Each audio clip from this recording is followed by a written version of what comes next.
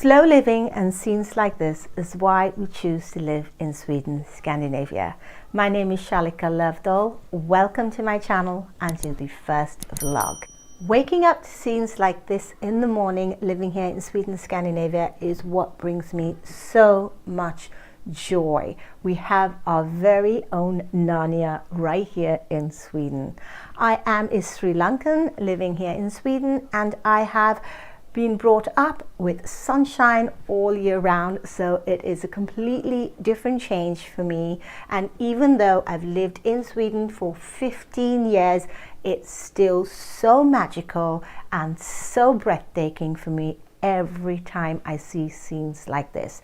Now, we live in Stockholm, and as you can see from the footage, we don't have much snow. The frost that you're seeing on the tree is just that, frost. From the morning when we woke up, it was wet and cold, and the trees have just become magical. It's so beautiful, it's so white, it's almost like you're living in a movie. I cannot believe it. It's so gorgeous. So I hope you stick around, enjoy some of the scenes, and I will be catching up with you personally towards the end of the vlog.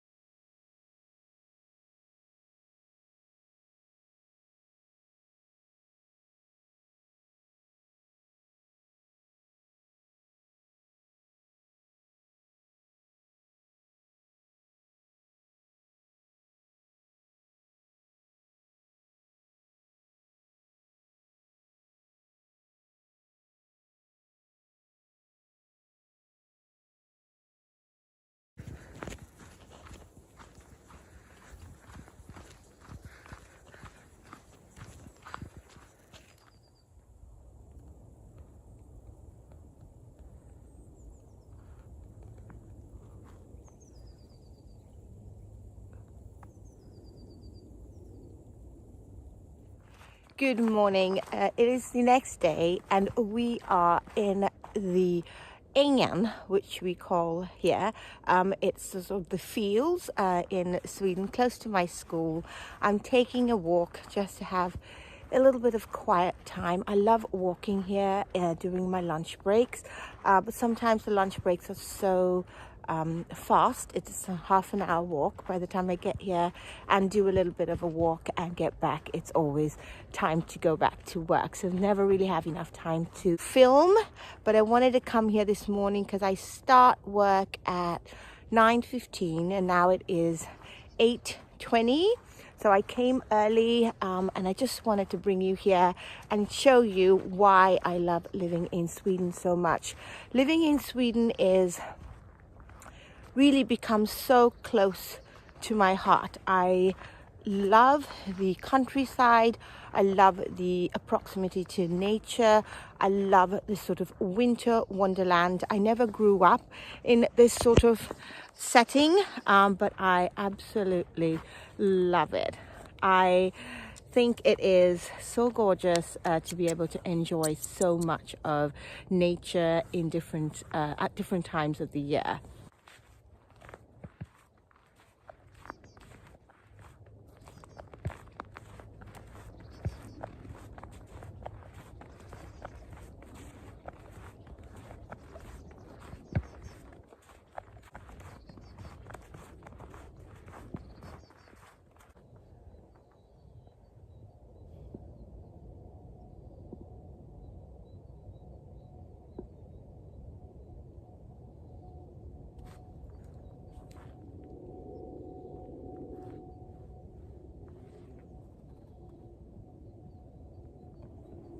It's so quiet here, it's so peaceful. I can hear a plane going across, but it is just so lovely to be able to start your morning with a quiet walk. The sun is shining, so it really is a glorious winter day.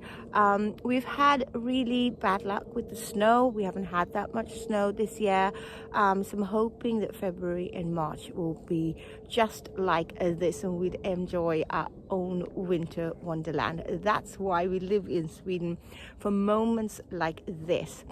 And on a little bit of a serious note, I know it has been a lot of talk about Sweden with what happened recently in Örebro, and it is very, very saddening, and it saddens my heart that Sweden is dealing with a lot of problems or situations like this that we haven't had to deal with before. I come from Sri Lanka, so I'm used to living amongst a war.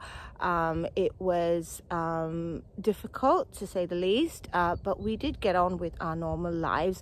That's as much as you can do. You can't let these situations stop you, but I understand that for the Swedes, since these things never happened before, it is a hard pill to swallow. But it is the way it has changed. We are doing things to rectify it, and I hope that things get better, because I, as a nursery teacher, always have our children at the forefront of my mind when it comes to our countries, what we do in our countries, so that we can leave it better for them. But having said that, they also need to learn diversity and learn to handle stress and live in a time where these things happen. So we need to teach our children to be more loving, to be more kind, to be generous to one another, and not to be selfish. Selfless is something that we really need to teach our children, especially in this day and age with all the social media and everything going on.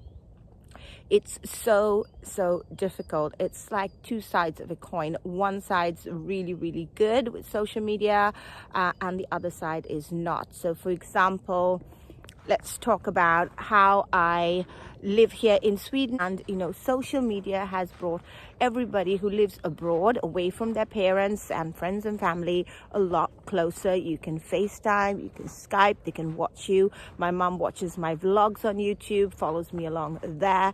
So it really has a lot of benefits. It takes that much faster for everyone to get information. It really is great, and I think it's just a fantastic tool. But obviously, with anything new that comes along in the world, there's always going to be side effects or things that come with it that are not so good or negative, and those are the things that we need to learn to maneuver and learn to teach our children and ourselves. It is a learning process. So if you go to stop anything or everything that you find is bad, then you're not going to enjoy the good as well.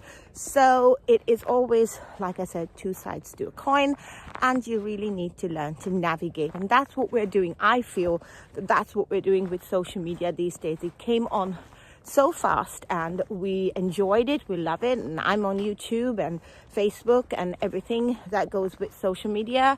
But I do think that it has come to that stage now that we need to focus on how we are going to manage it so it's not detrimental to our younger generation. And obviously screen time, I'm a mom of two young boys, is a big discussion. Social media, what girls, I don't have girls, but I can imagine parents with young girls, teenagers, they start on social media a lot faster than the boys, and that is a concern, who they're talking to. So it is something I think our generation is going to have to navigate, and that our kids probably have a better chance at having a easier time with it with their children. So that's just my opinion on it. I've always been a sort of glass half full kind of person. So for me, yes, I see the negative things, but I also see mostly the positive things, like this absolutely gorgeous forest here that I'm walking in. I don't know, it's just so beautiful. I feel so close to nature. See birds flying.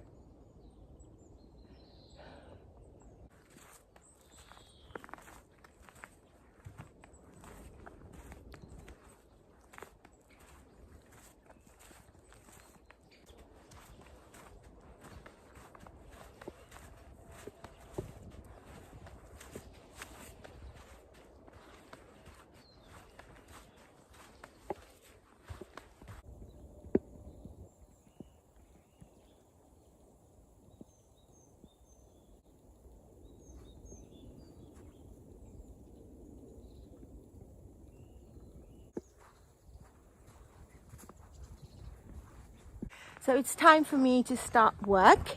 So I'm heading on over. So we were over there in the forest. We were just there.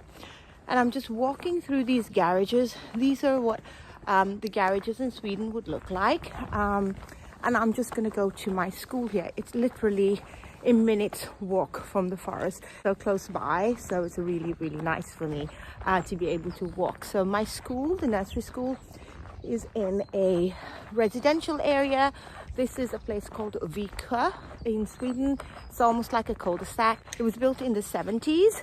So it was built up so that all the children didn't need to cross roads to get to their homes from the schools. Everything is close by, but that means that a lot of the houses are attached. Everything looks the same, which is a little bit difficult for me. I like to have a house that looks a little bit different from everything. That's what I'm used to in Sri Lanka. But here, houses look the same, as you can see from the back there. All the houses down this road look like this, and then the ones further down look a little bit different. So I'm gonna go to work. I hope you enjoyed this video. I'm going to end the vlog here just because I've just taken a lot of footage of the snow, just what it's like, because this week the snow really came and we've enjoyed some of the really nice scenes here in Sweden that we love during the winter, which unfortunately we've had to wait all the way till February to enjoy. So thank you so much for joining me here. Please give this video a thumbs up if you like to see these kind of vlogs. There's not a lot happening, just a lot of scenes, enjoying the snow and the winter. I am so grateful to call Sweden my home. So we're back at school and I need to start work. So thank you so much for joining me, and I will see you in the next video. Bye for now.